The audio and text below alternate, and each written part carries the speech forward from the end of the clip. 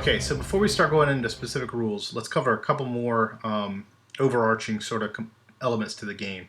First, let's look at the defender counters. I just want to talk about the layout for each of the counters. It's pretty basic stuff. Each counter will have the defender's name on it.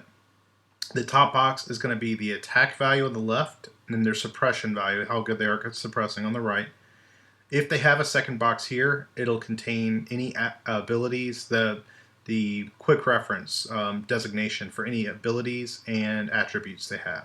So in this case, Lee has the command attribute or ability represented by the C, and the tank crew attribute represented by the T. And we'll talk about what those exactly mean later on, when appropriate.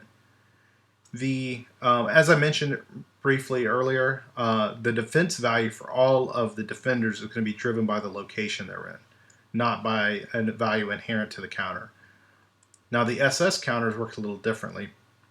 The type of unit they are drives their defense. That's the number here in the shield. So machine gunners have a 3 defense, scouts have a 5, riflemen 3, mortar 4. And then the top value is not their attack value, it's actually suppression value. None of the SS counters are actually going to be directly attacking the defenders. Instead, their entire role is going to be trying to suppress the defenders and trying to access the castle itself. There are a couple of instances in which, through multiple instances of suppression against defenders, or because of snipers, that they will be killed, though. Okay, so those are SS counters and the defender counters. I wanted to talk about the color coding here on the board just a little bit. Really, what the color coding means is it's representations of line of sight.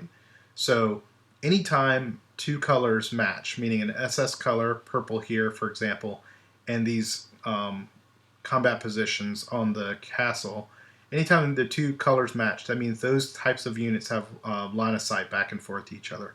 And I'll be mentioning that line of sight later on when I give examples of attacking and suppressing. Just know that, in general, positions within the castle that are dual colored here are good from an attacking perspective because they can attack both. In this case, for this combat position, a person occupying that space could attack all purple and all yellow. However, they're also subject to being attacked from both of those colors. So it's a good position to attack from, but it's also a likely target. So that's how line of sight is determined in the game.